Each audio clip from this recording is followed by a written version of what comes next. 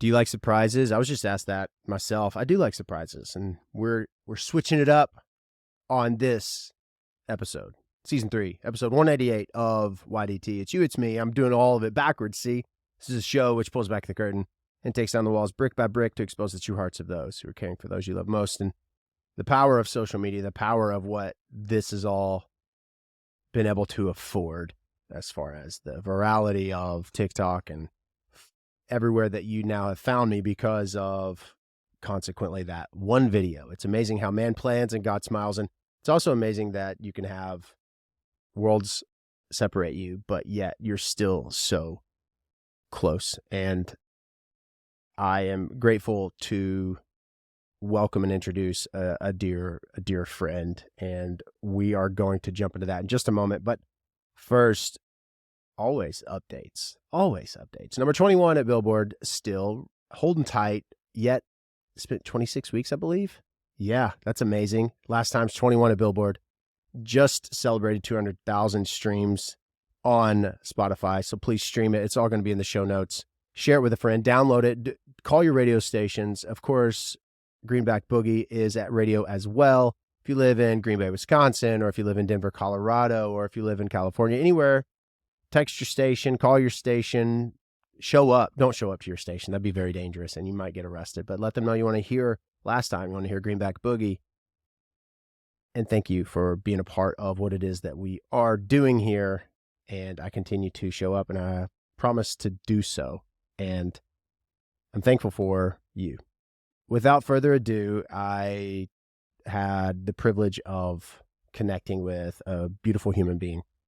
It was right at 200,000 followers on TikTok at Nathan Morris Music. If you have TikTok, I was scrolling through my For You page, and I remember vividly watching, and her bit is, and we'll talk about it, but her bit is taking songs of old songs that we all know and making it their sound. And they have this ability, and I was hooked. And I actually sent a message immediately and was like, let's be friends, because we're going to be friends. And we connected, and the stars aligned, and the rest is kind of history. So a Billboard charting artist, a charting successful producer, an entrepreneur, and now, I believe, the youngest female record label owner in all of Canada, my friend, Kayla Diamond. So you were in Toronto for... I was, and I'm actually going back again tomorrow. So I'm there like so often. And so, yeah, it's literally like this month I'm like living there half the time. How is that for like your marriage and your daughter? Is that tough, or is it something that you all both, I mean, is it easy, or how does that work with you all? It's honestly, we kind of narrowed it down to like a system. So I have really, really great in-laws. I think you met my mother-in-law when you were at my house. Your mother and father, very sweet. Yes. Yeah, they're like super amazing, and like I'm super blessed to have them. So whenever I go, like Talia just like brings the baby, sleeps at their house. But Talia also is used to like going back and forth to different cities because she's a choreographer. So she's like, and especially like right now in March, it's super competition season. So we were just all in Toronto. Actually, this past week, I brought my daughter, I was about to call her my niece because I sometimes feel like I'm not old enough to have a kid. Well, yeah, you'll feel that way until you're like 50, I think. Yeah, literally. But so we all went to Toronto and we stayed at my family's house. It was really nice because Gaia got to see my side of the family and I got to work.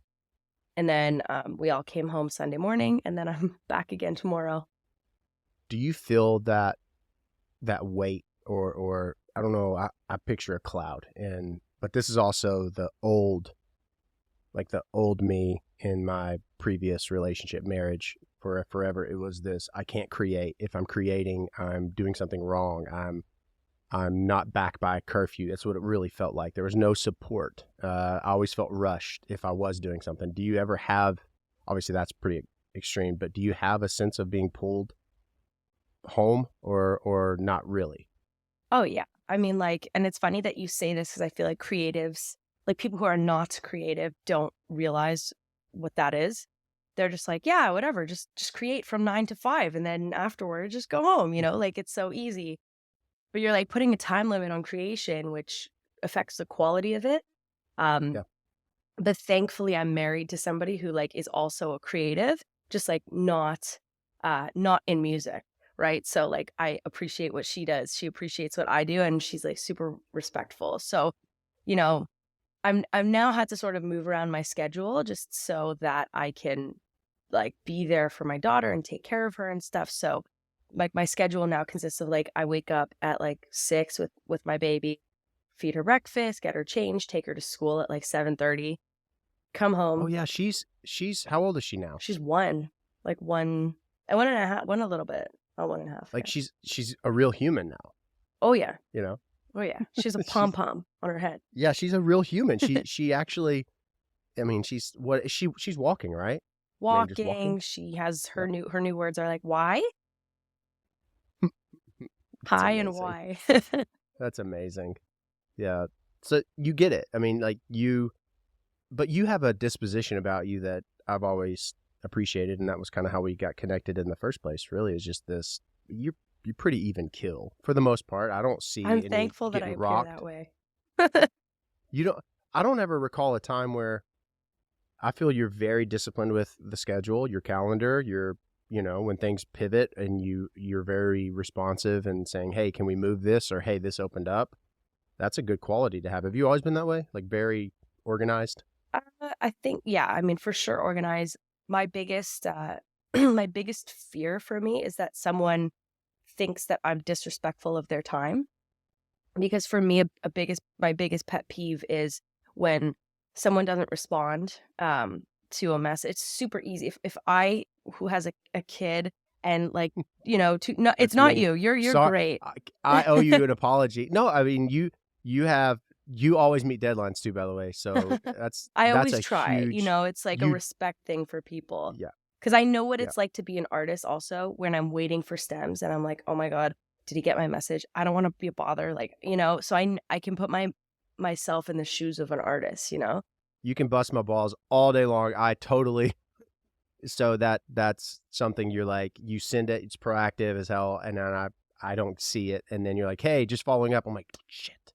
Or I listen and I don't respond like an idiot, which is not actually like me, but I think I get actually just lost in it because of the excitement of receiving something that we've worked on. So anyway, I do owe you an apology because time is unreplenishable, and Oh, obviously you've gone out of you're your way. not So even that's one of those people I'm talking about. I'm talking about the people who you know, who will look at your message and be like, I'll respond to this in 3 hours so that I look cool. Like, I'm not interested in that. yeah, I have yeah, zero patience for that. Like, you've lost the job then. yeah. You grew up in where? Where'd you grow up? Toronto, like the city. You grew up in Toronto. You live in Montreal. Montreal. Mm-hmm. Got it. So you all moved there, or Talia's family's from Montreal? Oh yeah, Talia is from Montreal. I had only ever been to Montreal once before I met Talia.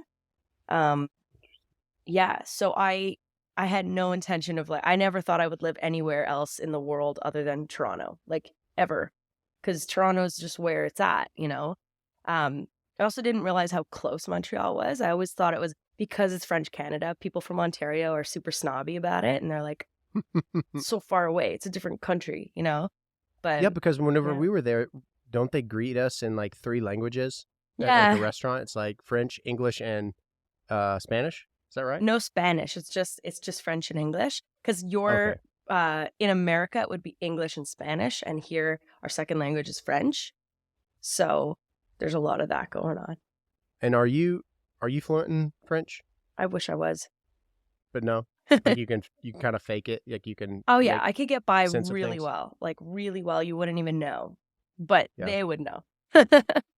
Did you? Okay, so I'll I want to make sure that I say we met, of course, because of the beauty of social media and TikTok. And I remember you told me whenever we were visiting, and you took me around to some of your favorite places, which I really appreciate. But tell me again, you went to a private school, right? I did, yeah. All girls, Orthodox Jewish day school for like 12 years. Skirts to the floor, only kosher food, not really privy to the outside world. So you were like living a real life, and I mean this with the utmost respect, but like Truman Show, Yeah, right? essentially. Like it was just this bubble that you lived in, Totally, yeah. And right? I still have Yeah. friends who are like in it, you know? Like they don't, like, one of the things is like when a woman gets married, like she covers her hair because her hair becomes really holy and it's only for her husband. So, you know, a lot of my friends wear wigs and like really good wigs though. You wouldn't even know. Like they're hot friends. And that is okay because it's not their hair. Yeah, but some Wow. communities don't allow that. Like I think we were walking around Outremont when I took you to Cafe Olympico, and there's a lot of really, really, really Orthodox Jews in that area, and they have like they're the ones with the hats and stuff, and they Oh, don't wear wigs because they think it's too sexy and it's like too inappropriate. But like the community I come from, you know, my friends are wearing wigs right now. Like they're on their like eighth kid. You know, their oldest is 13 and they're and 30. they're your age, right? It's like it's amazing. Yeah. Just popping out babies. Did you know that I learned this through doing all of those weird TikTok series videos, but there was a business owner in Canada Hmm. and he left. He was a big jokester and he was giving he owned a brewery. I always say that word really bad. I can't say it well. But he to all of these Protestant ministers upon his death, he gave his vacation home to 3 friends that he knew hated each other. And then another thing he did was the stork. Over the next decade, he said, the remainder of my wealth, whoever has the most children in 10 years. Was that in Toronto? I Do have. you This recall is the this? first I'm hearing of it, but this person's genius. Yeah. So over the course of a decade, whoever has the most children will get the remainder of my wealth. And 2 women had 9 children in 10 years. I think it was, I don't know, but I'll have Wow. to search where that is. But that was in our nice little neighboring country of Canada there. I So wish it was I one need of my friends. that'd be amazing because they could have. It sounds to me like they were on track or would have been on track to win that. Yeah. That's amazing. So when you grew up in this bubble, do you see it as a beautiful thing?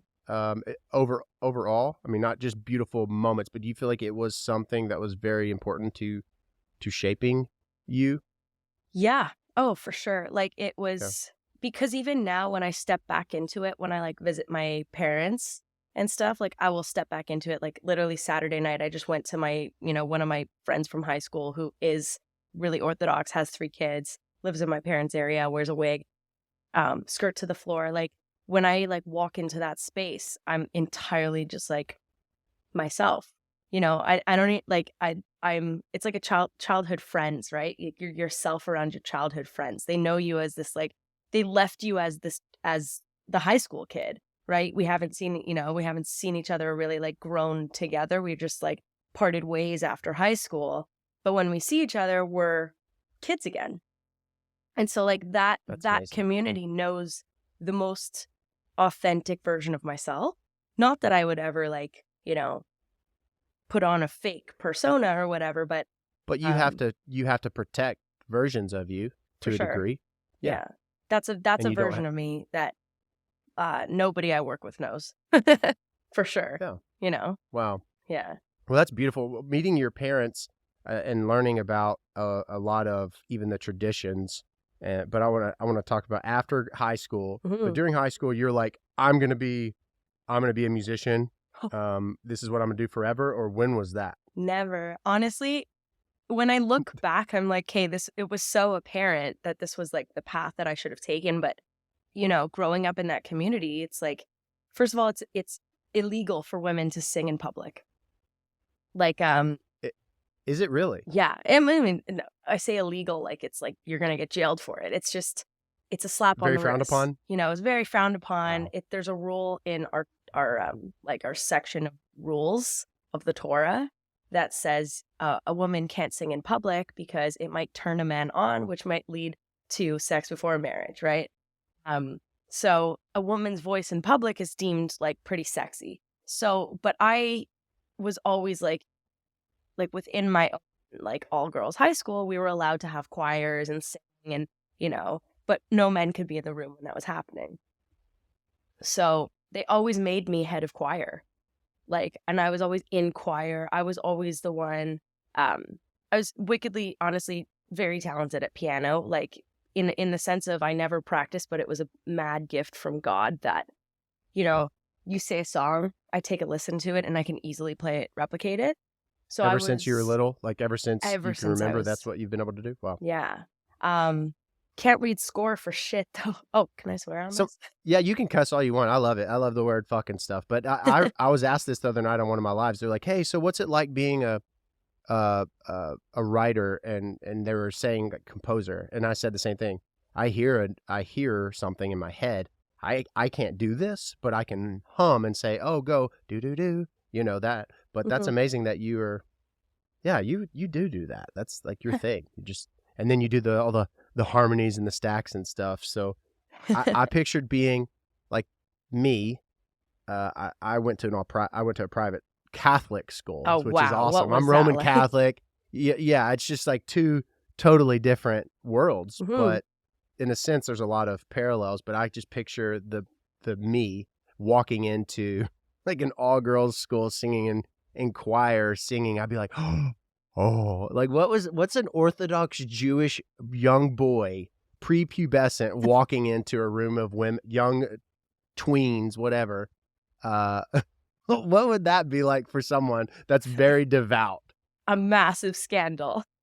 Like a massive scandal. Like we would get Oh my gosh. we would Mom, have I an became assembly. No, they wouldn't say anything. They probably would take that to their grave, but pass out. I don't know. That's amazing. We've had assemblies in honestly, we've had a lot of my school was really fun. Like my high school experience was so fun that it could never be replicated ever again. Like I had a group of like 5 core best friends, and we like I just did such stupid shit. Like for example, like I used to play pranks all the time. And That's something I didn't know about you. oh, So I'm a you're like a huge joke, like you're a prankster. huge jokester. Like huge. Just one thing you can't do in our friendship, and Marilyn finally has learned this, but you can't scare me. If you scare me, I create cuss words, and there's there's probably a 10-minute time frame where I hate someone. Like a jump scare? Any scare. I mean, like I'm a big sissy. I really am. I don't watch scary movies. I never have. Anyway, so you are a big jokester and prankster. That's what you do. Oh, Just yeah. don't scare me. Big But tell me joker. what the kind of stuff you all would do. You would do. So like I used to always come up with the ideas of what we're gonna do. Like one time I bought this fart machine. It's gonna sound so amazing. dumb, but like I think farts are hilarious, and my wife says Yeah, it's they're because God's gift. Yeah. Oh my God, they're God's version of comedy. Like my wife says it's because I grew up religious that I think farts are funny because it's like an innocent sense of humor. But I got this fart machine. It was like this big, okay, and then it came with a remote control, and so you could put this anywhere, right? And this was like the sound box, and then the remote control. So what I did was right before class, one day, I like went into the classroom, and it was like those tiles that you could poke, right? Those like office tiles. So I Yes. took the machine and I put it right on top of where I knew the nerdiest girl in my class was gonna sit. Like she was a very She hates you so much. I pick me know. girl, you know? And so I sat in the back of the classroom and I was just like, you know, clicking that every time. It was a silent moment. And the rabbi who was teaching the class, he actually just died last week, which is horrible.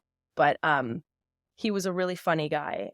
And he turned bright red because he was also, you know, there's like a level of modesty that the rabbis have to, you know, be in front of a classroom of girls too. So he felt so awkward. I bet. It I was mean, great. I can't imagine. How is he able to be, obviously because being a rabbi, I would presume, where he's able to be in a room with all women or young women? Is that how that works? Got it. Yeah, and a woman's Interesting. allowed to teach a class of men. It's totally fine. Yeah. I remember my 8th grade. I've only had one crush on a teacher, and it was 8th grade math class. I'm terrible at math, by the way. Are you good at math? Mm-mm. Got it. It's usually people who are artistic, creative, that terrible at math. Yeah. I'm so bad. I struggled for a C, but Miss Sturmer is her name. And the cool thing about it is when Miss Sturmer was out sick, she would have her sister be the substitute Oh, teacher. okay. And she was like Miss Sturmer Jr. Oh, wow. So Anyway. younger, hotter version? Yeah, pretty much. I don't know. I wonder what ever came of that. But 8th grade, did you ever grow up having like a crush on a teacher or no? Yes. Actually, it only hit me years later, but when I was in grade 4, I want to say grade 4, I want to say maybe grade 5, we had a geography teacher, and her name was Miss Pham, like Pham? Yeah, I think she's Vietnamese, like Pham. And Yeah. I remember her just being so hot that like I could not think. I don't even remember the sound of her voice because I was just like, you're the prettiest person I've ever seen. That's amazing. Yeah. That's awesome. Do you not you don't have any idea whatever came of her, right? No, but I feel like she was destined for greater things. Like the way she dressed to class, like she was like in office attire. Like I feel like she's a lawyer now, probably. That's amazing. Obviously, she's someone that just was captivating, right? Totally. Because you're not the type of person, knowing you, hanging out with you, talking to you, you're not just going to be drawn to anybody, even a schoolgirl crush. But that's interesting. That's very, very interesting. So you have your core group of friends. You fart a lot in class. The rabbi. Well, is graduation pretty similar? I mean, is it? These are very naive, ignorant questions, No, but I they're love to great learn. Thanks for questions. not making fun of me. So you graduate high school. Is it like cap and gown or no? It is. It's cap and gown. It's all parents. For some reason, so my dad was heavily involved in the making of the school that I went to because he has a really interesting job, which is he essentially is a consultant for private schools, and he like owned a couple private schools growing up. And so, the Jewish community kind of turned to him to be like, hey, can you put a school together for us? And he like did the hiring and stuff. And then he sent me like 10 years later. So he was like the class dad, and he kept it a massive secret. But I didn't know that he was going to be the host of my graduation. Wow. So So it was it was special, wasn't it? it was really special, and also it was like super embarrassing. My dad's like super embarrassing. So he walked in, and everybody like it's a thing of respect. Like when somebody older walks into the room, everybody in the room stands up. It's like it's a really nice thing when somebody's like being It's a honored. gentleman thing.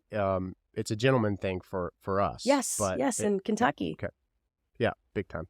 Yeah, I think there's a lot of similarities, like in just like etiquette and stuff. Like the Torah is really kind of obsessed with etiquette and just like respecting people and making sure that like everybody's sensitive to everybody's feelings.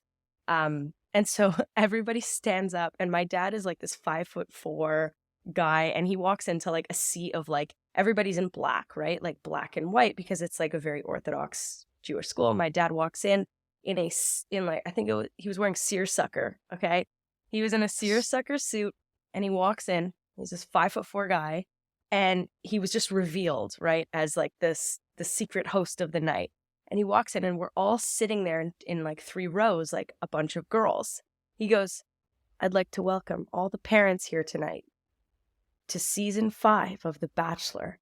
And he just like goes like this to everybody, and we're all sitting in 3 rows. That's amazing. Yeah, it was amazing. He's good. Like he is very he's very welcoming, and when I met him, you could tell that he's present. Yeah. Like he didn't have distractions, and I mean, and his granddaughter is around. But whenever we were able to have a conversation, he's focused on our conversation. And I admire that in people, because when you're not, we have distractions in life. I mean, it's natural. And to be able to be, not distracted by your beautiful grandchild and just have a conversation with a stranger from Kentucky means a lot. So I recognize that about your dad pretty quickly, which is pretty awesome. Now, is it your dad or is it who sings? Does somebody sing? My mom kind of sings. Did somebody do music? Did your mom Nobody. do music, or She used to be a teacher, and she like taught through music a lot. Like everything she taught, she made a song about. I feel like I talked to her about that maybe, but It's possible. I thought that she was like a music teacher or something. But at graduation, he obviously was hosting season 5 of The Bachelor. And then, of course, Orthodox Jewish, you all don't date, or do you? So we're Is it not allowed? supposed to. Got it. But like I Got it. definitely had a boyfriend in high school, and we all had boyfriends How does in high that- school. So, okay, so if you want to go on a date Mhm. with someone, and obviously you're not supposed to, what do Mhm. you say? I'm just going to hang out with my friend? You Like, don't how go does that on work? real dates. You go on like secret shady dates where like you go like to you like drive in like your parents' van, and you're like go all the way to the boys' school, and you wait outside like around the corner, and then they open the door and they like jump in the hurry, van. hurry. That's amazing. Yeah, they jump in the awesome. van, and then you like talk, or like you hook up, Yeah. You keep your heads down, and if you drive off somewhere, Oh, and you wait till the coast is clear, heads kind of down thing. for sure. I've done.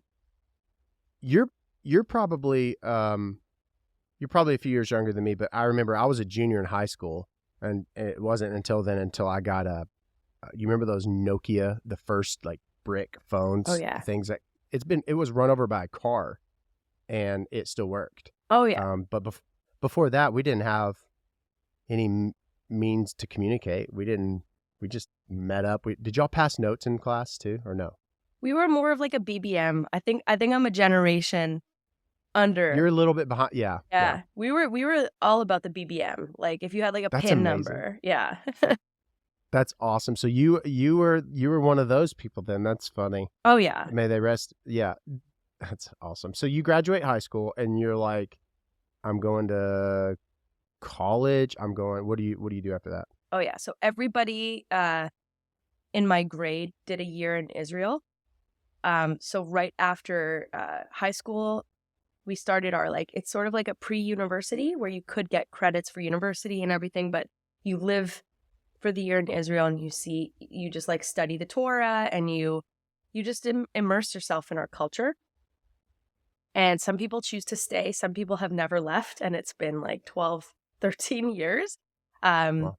I did 1 year. So I lived in Israel for 1 year, and I studied Torah like all day, every day. And I lived in a very religious area.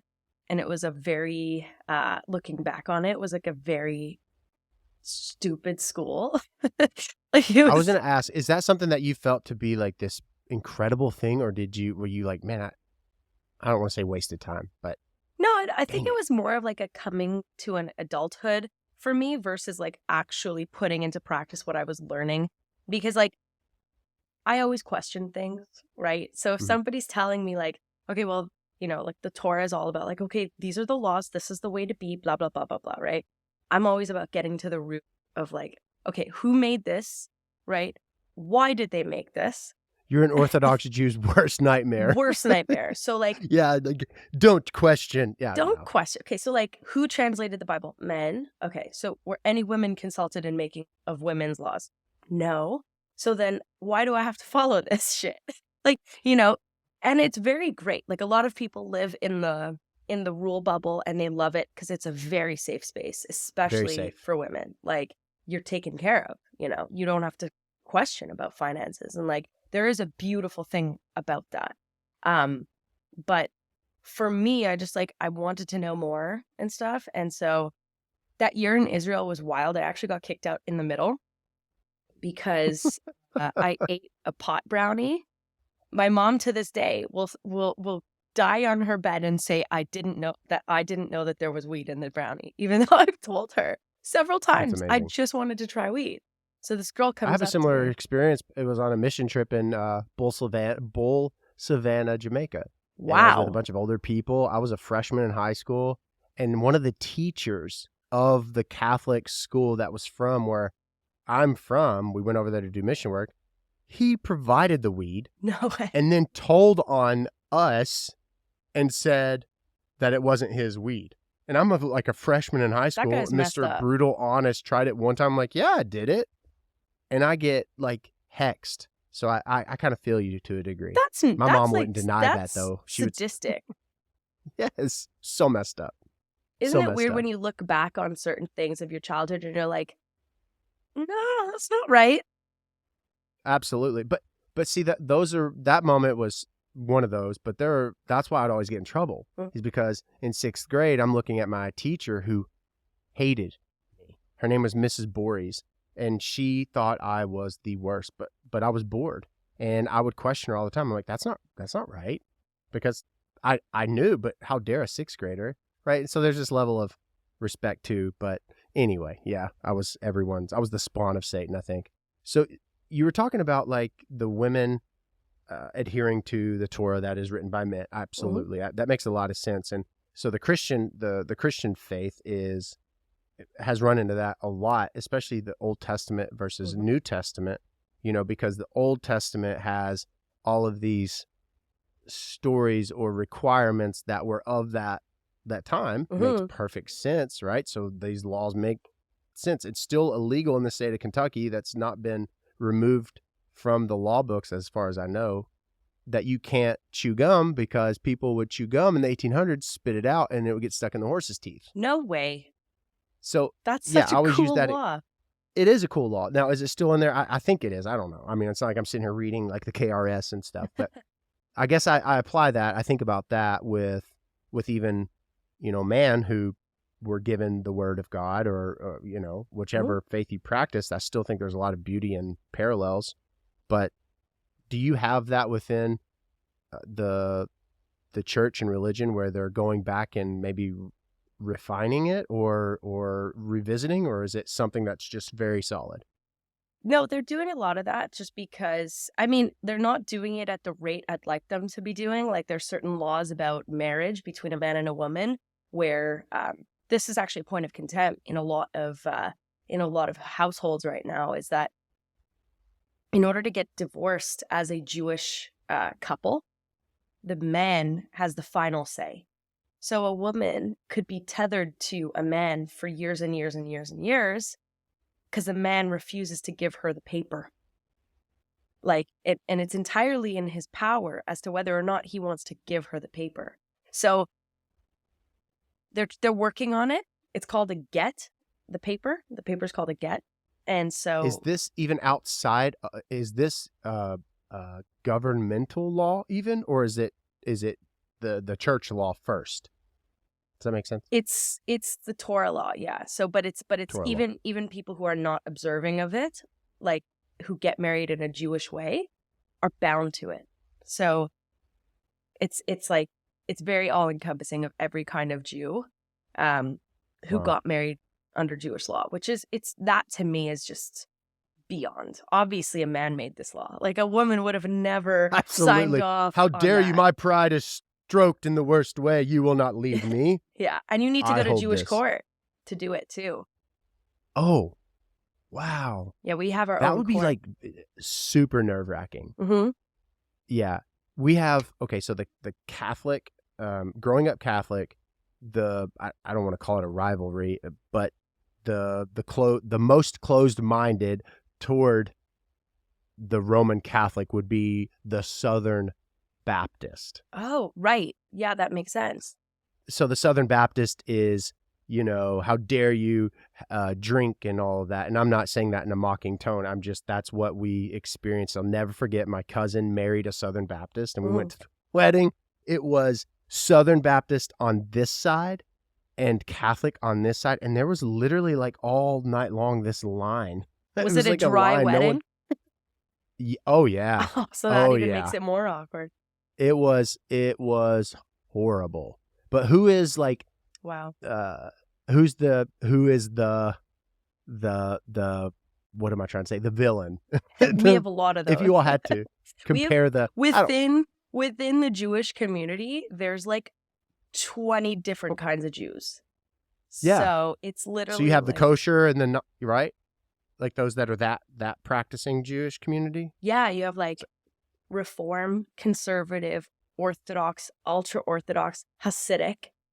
You Hasidic. have like, modern Orthodox, which is what we are, I was gonna ask. where we just pick and choose. And we're just like, okay, I don't feel like keeping kosher today because it's not convenient for me. But Yeah. I pray every morning. I wake up and I have my set prayers that I do every morning. And before I go to sleep, I do a prayer. My wife does the same prayer. And the first time we did that, I had no idea that she said that prayer before she went to sleep. It was like our first sleepover. And I was like, you do that? She was like, I do. Yeah. So she's an Orthodox Jew too? Talia came More than me. Wow. Mm-hmm. That is, and we don't have to talk about that, but like you were dating a guy in high school, secretly like jumping into a creepy, clown van type thing. And then your mother and father, you all are very traditional. And then Talia and I are getting married. I mean, how does that work in the faith community? I kind of gave people no choice but to be on the train because it was leaving anyways. And I think I'm kind of like that in life, just with every decision I make. Like, I am on a train, it's going this way, you're on or you're off. So that's kind of how I presented it to my parents. You are the youngest child? Out of 4. Youngest sibling? Yep. So is that always been how you are? Like you are just set in who you are. I've noticed that about you. It's pretty awesome. I mean, thank you. I'm sure you have. We all struggle with maybe insecurity or moments of something, but I've noticed that. So you have this train, you're like, all right, guys, gals, this is my girlfriend. This is my now wife. Either you be a part of our lives or choo-choo kind of thing. Yeah. I mean, I came out to my parents when I was 23. And I had introduced them to my ex-girlfriend. They didn't love her, which I don't blame them. But when Talia came around, I was like, on the first date, I looked at her, I was like, we're getting married. So about a month later, I introduced her to, not even a month later, maybe a week later, I introduced her to my parents. And I was like, this is the one. We know we're getting married. So we're going to enjoy the beginning stages of this relationship. That's cool. Yeah. And your parents they were very welcoming and receptive, right?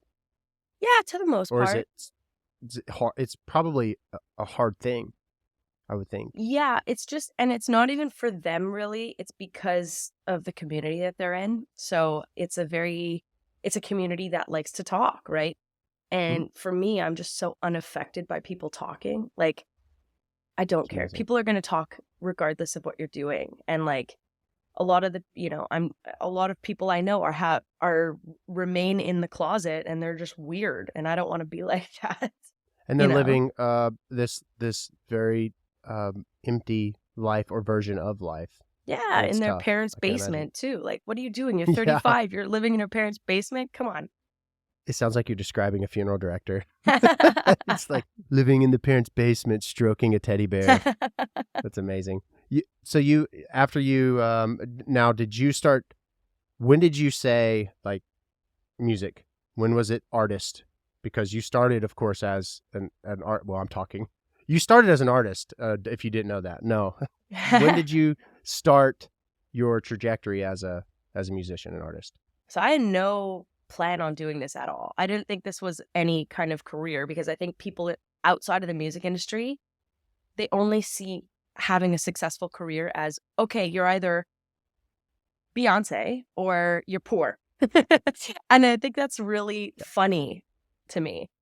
So I grew up thinking that, right? I was like, I'm never going to be Beyonce, like I knew I was definitely talented. Like I knew, out of my community, I was different, but it wasn't an option. I didn't know anybody in the music business, none of that. So I was actually in law school. I went to law school, and the summer between undergrad and law school, I had some time on my hands, and I just wrote a song for the first time ever, and I put it out on YouTube, and then when I got to law school in August, it was in Windsor, Ontario, and I was living in Windsor, Ontario, which is probably the shittiest part of Ontario. Sorry, people in Windsor. But Sorry, Windsor. We love you. my No, we don't, sister-in-law's though, actually. sister-in-law, Lee Moore, sent me a link to a contest called It's Your Shot, put on by this company called Slate Music. And if you won this competition, it was like a songwriting competition. If you won, I think there was like 1,000 applicants across Canada, excluding Quebec. If you won a record deal. And so I was like, cool, I have nothing to lose. I'm in law school. I'll just submit this thing. About 4 months later, like it's like December, I just finished my last exam. I get a call from Slate Music being like, you won. And I was like, oh, wow. Oh, yeah, I forgot about that. I did kind of forget about it. And then I was like, oh my God, wow. And then I call my dad. I'm like, is this legit? Can you like look into this? And he's like, it's legit. So I came home on winter break. I had a meeting with the team and they were like, you should leave law school for this. And then I was like, are you serious? And then they were like, well, you could go back to law school and like come back on the weekends. And then I was like, this is too hard. But I was dead set on staying in law school because I was like, that's the responsible thing to do. So I went back to law school after winter break and I was sitting in property class, looking at the board, and it's like the rule against perpetuities. And I'm like, I have endless studio space at my fingertips and I'm sitting here. So I walk into the dean's office and I was like, I'm leaving. But before that, I walked into a professor. This is another choo-choo moment. You're like, choo-choo. Yeah. Like, yeah. So there was this professor named Michelle Richards, and she was our legal writing teacher. And I just loved her. Like there was something about her that was just, like she would always talk about, you know, some people are not meant to be lawyers. Some people are blah, blah, blah. You know, like she was very open-minded. She wasn't just law school, right? So, and I had like a very nice, she was scary as hell because I admired her. So I sat down in her office and I was like, can I talk to you for a second? I was like, I got Any conversation signed. that starts with, can I talk to you for a second, is always like a really stressful one. Yeah. And I sat in her office and I looked at her and I was like, so over the winter break, I got signed. She goes, what? She's like, what do you mean you got signed? I was like, to literally a record label. Like, you know, I explained it all to her and she goes, let me just tell you something. When I was your age, I was 22 at the time. She goes, when I was your age, I was offered, you know, like a ballet thing. She was like, I think about that sometimes. Like, I don't want you to have to like think about that. So go in there and give it your best shot. And then if it doesn't work out, we'll save your spot here. Like, come back to law school. It's okay. So I kind of like could have been any better. Yeah, I kind of got advice. the permission, and like everybody in law school was like cheering me on, and I packed up my books and I was like, peace. People are throwing paper. There's like slow motion. It's amazing. It was like the end of a movie. And it was like, That's you know, amazing. it was a regal looking law school too. And I'm walking through like the pews and it was like so cool. That's like every like American Pie-esque movie ever, the ending. That's amazing. Yeah, so I packed up. You got permitted. You were permitted to do it. I was permitted, and I even called Slate Music, and I spoke to, you know, I barely knew them at the time, but I was like, can I talk to Jim Campbell, who was like my A&R at Slate Music at the time. He was going to be my A&R, right? And I said to him on the phone, I was like, Jim, I'm in the lobby at my law school. I want to leave law school and do the thing that you guys offered me. And I was like, am I crazy? And he said back to me on the phone, he goes, yes, you are crazy. But don't worry, we'll arrange for you a week of sessions and we'll show you how to write a good fucking song. And I was like, wow. And I'll never forget that conversation I had with him. And then that's amazing. I came back and I wrote a bunch of songs. And the summer after, I had that, which was like top 30 on Billboard, and like it was crazy. Yep, that's amazing. And then, and you're, what transpired for? Was it the pandemic? Yeah. Is it the pandemic? You had all that momentum happening, right? The top 30 record, and were you working on a tour Or Yeah. what were you working on that just came to this massive halt? So I was about to do my first shows in the US, and I was booked to start it off in Texas at South by Southwest. I got in, I had my whole band.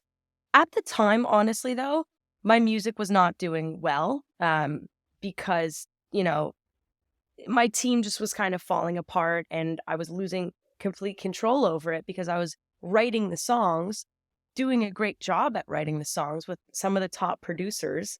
And none of the songs I wanted to come out were coming out. I was seeing just like decisions being made that I did not okay. I'm the type of person that like I will try something once, and if it doesn't go right, I switch. Right. Because if you keep doing the same thing and it keeps having the knowledge that what you tried failed over and over again, that's actually literal definition of crazy. Yeah. And I kept telling my team, I'm like, why do we keep releasing with this distribution company when they keep failing and like not even uploading my songs to TikTok? And at that point I was like, I'm done. I'm done with this. I felt really like being an artist was not the life I wanted. I did not want to be, first of all, I didn't want to be an independent artist either. I realized that like, yeah, it's fun when your song's on the radio. It's really fun. It's way more fun to hear a song on the radio that you wrote, that a bigger artist has to deal with promoting. I don't want to deal with any of that. I want to have fun on TikTok. I don't want any pressure on my TikToks. I don't want to have any people calling me, telling me I need a viral moment. Yeah. People don't realize the like writing your songs and being signed. It sounds really, really cool. But this team that you're talking about, just going back to that, is people who believe in you, yes, but they might have their personal challenges, but also the people that they answer to, and then somebody might leave or get fired, or the team just constantly is getting just shaken up. And your stuff is, you find yourself either shelved or they're doing the same damn thing over, thinking something different's going to happen. And you're over here frustrated. And it can be very detrimental for an artist. Now, it can obviously be the polar opposite too, but you experienced a lot of headache, it seems. So you hang your hat, essentially. You're like, I'm done with the artist thing. I'm totally got done. out of there. Yeah. I got out of there because I was like, if I continue down this road, as this artist who's trying to recreate my number one hit, whatever my top hit that I've had, if I keep trying to strive for that with a team that does not have the same drive, that checks out at 5 p.m. and goes on their, vacation homes, I'm sitting here screaming into a pillow, right? Because nobody cares about your art more than you do, right? But I was like, okay, wait. This will add value to the music industry because I know what it's like to be an artist. I know what it's like to have a team that doesn't care about your shit more than you do. I want to really be behind artists and care about their shit as much as them. So then during the pandemic, my tour got canceled. We had just built this home. And so I built a studio and I was like, I'm going to learn Logic Pro. And I've seen it. I've watched a bunch of producers, my producers. I sat behind some of the best producers in Canada and I've watched them work and I've asked the right questions. And so literally over the course of 2 years, every single day from 8 a.m. to 8 p.m., I was learning Logic and just running drills. And then I started taking sessions after about a year with smaller artists. And I was just kind of, getting in the flow of taking a session and being comfortable. And then I was like, producing songs for artists. And I was like, I love this. This is the best feeling I've ever had. And I feel so much more fulfilled than I was as an artist, just sitting by the phone, hoping my agent's going to call me. That's like another playing the piano by ear thing. I can dabble in Logic. I think it's you possess a discipline that obviously the talent, not everybody can have the talent, but you have the discipline that can sit from 8 a.m. to 8 p.m. and really dive into that. And you've actually done a lot of encouraging. Hey, I learned a lot of this on YouTube, Nathan, check this out. Do a lot of Google search type stuff because yes, the information's out there, but everybody has the capability, but not everyone does it, I guess is what I'm getting at. So I tip my hat to you in regards to, so you start with like the smaller artists, and what was your first like big hell yeah as a producer? You're the producer now. I'm going to live this life of just writing and producing. What was your first hell yeah moment? Wow, nobody's ever asked me that. I think a hell yeah moment. Oh, I've had so many. Like, your brain, just go back in time to the first moment that pops in your head as being a new producer. You're like, yeah, that's awesome. I think being able to rap a song like really, really well by the end of the day in a writing camp as a producer, that's a skill. It's like running a drill. And if you can do it. That is, I compliment you again, because whenever I flew there and we didn't know I knew we were going to hang out and do something, but we wrote that song and recorded that song in one day. That's pretty amazing, because it's not something, and there's also the chemistry aspect too. I mean, like, you have a really good ability to make people feel good, because you're very calm, and you're not, you don't, it's not like this, like me, I feel I'm a lot of like energy and stuff. I'm probably overbearing sometimes, but you just have this way to just like sit in that, and so that's great. But yeah, that's quite the talent to do that. So you have, my gosh, so it's been 2 years full time as a writer producer, and what actually I want to talk about the fact that it's all over the place. You started your record label. Talk about that, and what the hell were you thinking to do that? I had always, from a younger age, it's so crazy how I might have subtly manifested it. I was like, yeah, one day I'm just going to own a label. Like, for sure, I'm going to start a label. Like, I always said that. And then my lawyer, like in May, was like, just let me just start a label. And I was like, well, what does that entail? Like, I don't want to be sitting at a desk like from 9 to 5. Like, that's a desk job. Like, as a CEO of a label. So I was like, I need partners that are going to allow me to be creative. So he matched me with some incredible partners who are so, their philosophy is, you're good at being creative. We're not going to take that away from you. We're going to handle all the label stuff. You're going to make the final decision at the end of the day, but you're going to be head, essentially, I own the label, but I'm head of A&R, so I get to help artists really pick the song and develop the sound and be the producer for the artist. So it's a way to also, it's a way to push my production out there as well. A lot of the times, like, yes, producers do get paid, which is fantastic. It's actually probably the only job in the industry that gets an upfront fee and master points, which is, one of the reasons I became a producer. I was like, this is way more lucrative than being an artist. But artists don't make shit unless you're touring, unless you're touring. That's right.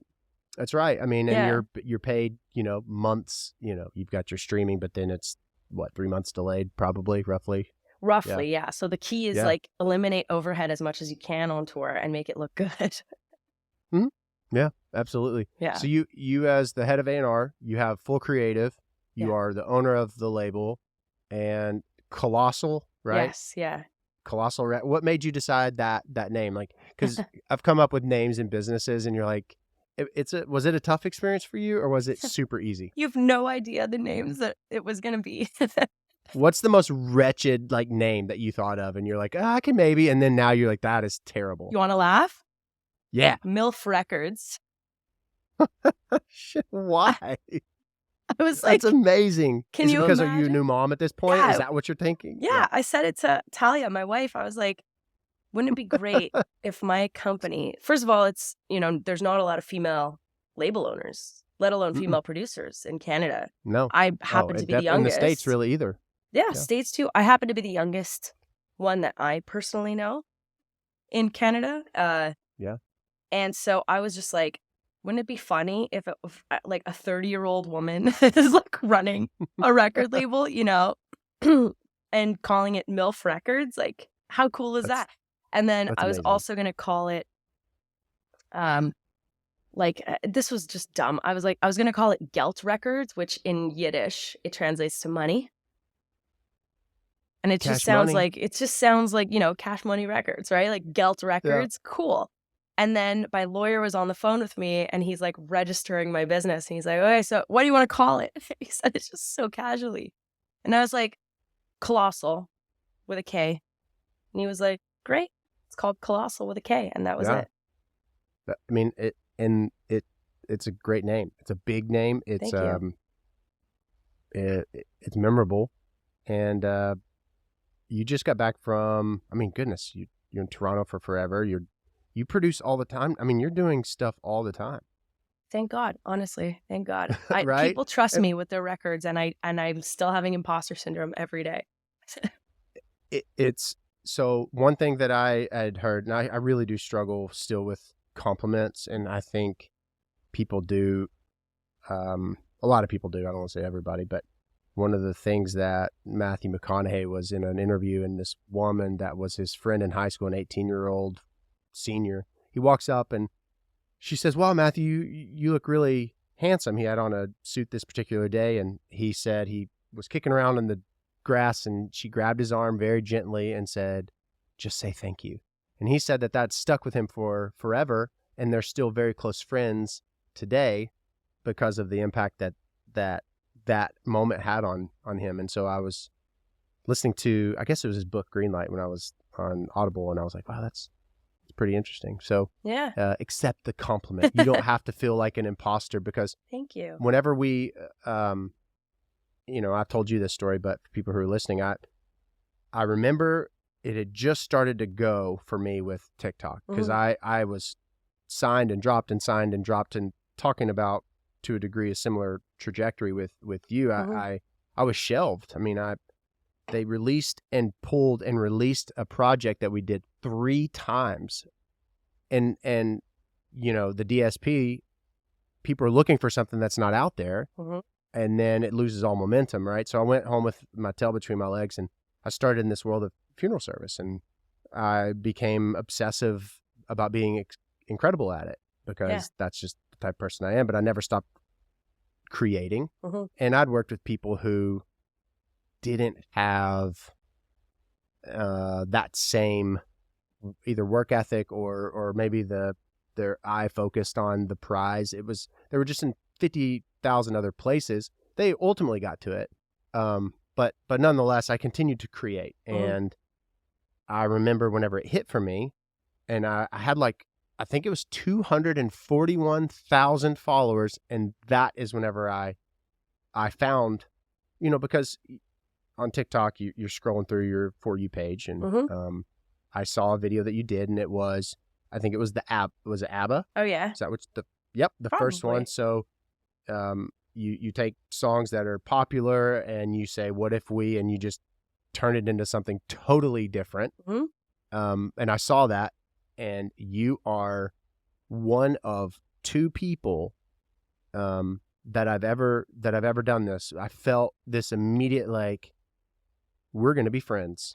And I clicked to message you, and I was like, let's connect. And I do have to jokingly say, I mean, you know, you're married to a woman. I'm not your type, kind of thing. So anybody who's like, oh, you're just trying to, no, it was like, I genuinely felt this connection to you, and I'm like, we're going to be buddies. Hell yeah. And I remember the first time that we talked, and we were, I guess it was Zoom, and I was like, you and I are going to be friends. Yeah. And I think we had tried to connect and go to, I was going to fly there, and it didn't work out a few times. But finally, when I got there, I mean, it was just, I mean, for me, I mean, you may be like another and be like, those guys are, no, but it was, and so, like, you know, whenever the virality happened for me, everybody found this music that I'd done previously, and we're working on new stuff, and everything that I told the story of being in 30,000 different places. It's just, I feel that you have a similar work ethic.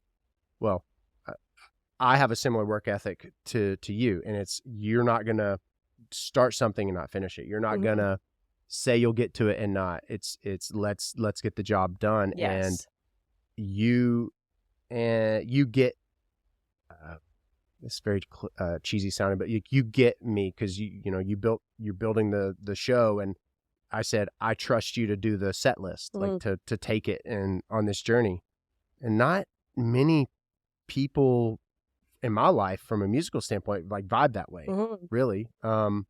So that's something I take. I'm honored you trusted me with that, by the way. Well, it's I've been rehearsing every day, and it's fun, but it's really it's amazing how you write the songs. You're very much a part of the creation of it, and yet when you go to sing it for the first time, right, and not just in sections or comping or whatever, it's almost like you have this reintroduction to it, and it's like your newborn baby, and you're like, okay, I don't know what the hell I'm doing, but I'll figure it out. Yeah. But I'll tell you, it's been really fun to rehearse it, and every day gets better, and actually pushing through the annoyance and the frustration, and I don't know what the hell I'm doing with my voice here. Should this be my head voice, my chest voice, but it's really, really cool. Do you have other writer artist where you feel that creative spark with often, where it's not a forced thing whatsoever? Yes. Or is it kind of a diamond in the rough though? It is definitely like a diamond in the rough, because I'm always looking for people who are better. This is gonna sound nuts, better than me. And I feel like I've gotten to a songwriting level right now, thank God, and I'm gonna be cocky about it. I've been writing songs now professionally for close to 8 years, and I feel like I've really honed that skill. So when I get in the room with somebody who I can learn from is like a real treat for me. And I have a select few that, I get excited when I have a session with them, because I'm like, ooh, I could really learn from you. You could really add to the session, versus a lot of the time, I do feel that like I end up like having to write a lot of like the full song for a lot of artists, because they've got maybe the voice and, the look, but the songwriting is not quite there, So those sessions are great because they could sing the shit out of the song and sell the song. But like my favorite sessions are the ones where I'm learning from the person I'm with. Yeah. That's having your skill set and being able to sit with all those different artists that bring a lot to the table with full circle, like with everything, versus the ones that can just sing a song. And that's a talent in and of itself, but it's awesome to be able to collaborate on this idea of where this is going, this song idea. Who is rather your first artist or band that Colossal signed? So we started actually with a TikTok artist, with a TikTok person. Is it sorry, what's your name? What's her name? I was trying to think of the song. Megs, yeah. Yeah. Yeah. That song is amazing. Thank you. So that was good. That was a singles deal, actually. So we didn't sign a full EP deal. We did a singles deal with some options. So she exercised her singles deal. The song went really well because, it was kind of testing the waters thing at first. And this is really rare, because normally when a TikTok person comes to you and their thing is like comedy and they're like, I want to be a singer, you're like, we'll try and convert your audience, What about a mortician? It's like, hey, I want to fly to Canada and let's do some stuff together. Well, you actually have music out. She didn't have any music out, right? So it was a gamble. And then I had met her and I was like, wow, I just love everything you have to say. I love who you are. I love your voice too. And I think there's a market for this. So the way I saw it in my head was like, let's use your culture, like let's dip into the thing you know best, which is your home, your culture, and you could teach me about it and we can learn together and let's make it just a banger, so we did this Bollywood banger called Daisy Chal. And it went out and it was on like every hip hop playlist, and So for me, like to So good. start Colossal by taking an artist who has 0 following on Spotify and just launch it. So like, and we're in like, you know, the tens of thousands of hits on the song right now, which is incredible because it's not been out for that long.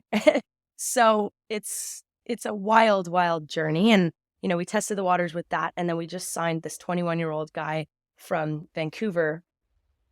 Stay tuned for him. He's really, really cool. He's coming in. Oh, so that's not even officially announced yet. Oh, it's announced. It's definitely announced, but we're in development. What we're doing is we are bringing back artist development, which is something I was going to ask. Yeah. So you all are focusing on artist development. Absolutely. That's good. Like from the ground That's up. so good. We're not here to take credit for a job that you've done. And I'm not trying to throw major labels into, you know, like under the bus. I'm just saying that the model has changed. The record business has changed in the sense of A&Rs used to be developing artists. A&Rs used to teach people how to teach artists who had talent how to write songs that are proper and see through demos and see the potential of the project, right? And to get it and to shape it. A lot of A&Rs now, like the business model has changed, right? Everybody's like, okay, well, have a viral moment and then we could talk about this. Have a viral moment. Like, okay, well, what about where's the marketing team? You are your own marketing team. So, you know, we're helping artists develop audiences together. We're sitting there talking about, okay, how do we get better at TikTok? We're bringing in outside experts. We're really going from the ground up with artists. And we're doing kind of like a one at a time thing. So like no artist gets shelved. Like artists have my cell phone number. I'm the producer on the project, which means I can't sleep if you can't sleep. I don't clock out at 5. This is my song too, you know? So that's kind of what I want to see for the music industry. That is really special because, you know, I am in that midst of, and I'm not singling anyone out, but, you know, I have had viral moments and you go to the labels and we had, you know, we talked about being in LA and having all those meetings and everyone's like, oh, this is awesome. It's literally a plug and play at this point because you have so many followers and so much engagement, and labels don't have people researching and learning from the ground up with TikTok or learning and keeping up with the change of these platforms. They don't. They just expect artists and musicians to create those viral moments constantly, and they rely on those, and there's not much development in regards to music. So what you are obviously doing is you're answering the why. And I'm obsessive about answering why. Why do you do it? Well, I believe that the artist, that I can't answer your why, but it's apparent because I'm over here like, ooh, I want to be a Colossal artist, Kayla. I want to be signed to Colossal. I'll move to Canada. We'll live next door to each other. You know, it's really special, and I love that. I love those stories. What is like when the curtain closes on life and you're, you know, what is something that you want to be remembered for? What's something, you know, I know you have your family and I think that's beautiful. I think family first. I'll tell you right now, it's not accolades. It's not the number of suits and trophies that you have surrounding your bedside. You know, at the end of days, it's the loved ones and the hands that you hold. Those are the people that matter most and that are going to be around you. So that is absolutely paramount. Family is above all. But what is something that, because I do know that we leave marks on life and we're remembered for something. What is something that, if you can control it, that people, you know, remember about you? Because obviously you don't give a shit what people think of you. So that's amazing. But what's something that you want to make sure that they know? I think what would make me the most proud is hearing that I've helped people. I've helped people and I've made them laugh. Those are the two things, you know, that's it. Because life is just, it's funny. We're all like, you know, you're in the funeral biz. We all die. So like, why are we holding grudges? why are we, we're going to say stupid shit to each other. Like, we have two options. We forgive and forget, and we move on, and we continue to build relationships with people, or we hold grudges till we die and nothing happened. And the next generation of people, like how much meaning do you want in your life is the question. And like, I try and ask myself that every single morning, is like, and that's when I pray to God, is like, I'm grateful to be alive, and like, how can I add value? And that's it. And like, that's all I want to know, is like, wow, she helped me. Like, that's the highest form of compliment. Yeah. Yeah. That's amazing. What about you? That's awesome. It's really weird. Thank you for asking, because I'm in this season. When you just asked me that, like, my throat got tight, and almost like, so I feel like I was gonna start crying, because I feel, I'm so in tune with, I do know that life is fleeting, and I love people, and I want so badly for people to know that they matter. So that's what I want to be remembered for, as somebody that gives a genuine shit about, I guess, just very ball it all together mankind. Whether you have much, whether you have little, whether you are an Orthodox Jew or a modern, or that you matter. And kindness, and that's what I want. Fair. I think fairness, being fair, is something that's important to me too. But yeah, that's what I want more than anything. And well, now we're talking about what I'm being remembered for, but I'm in the season where I'm really excited about, like, holding on to contentment, moments of contentment, and finding more happiness and the little, the mundane stuff, So, that's where I am. And your family have blessed my life, not just musically, not just creatively, but as a human being, developing this friendship, and, shooting shit, talking here, but in life, you've blessed it. So I'm grateful for you. And I think it's amazing. This is the power of technology, power of creativity, power of everyone is, it's amazing, like, that we're two worlds apart, and yet we're so connected and close, and it's really, really cool and a beautiful thing. And I'm grateful for our friendship, and I'm really excited for everything that you're doing. And like, you are an incredible example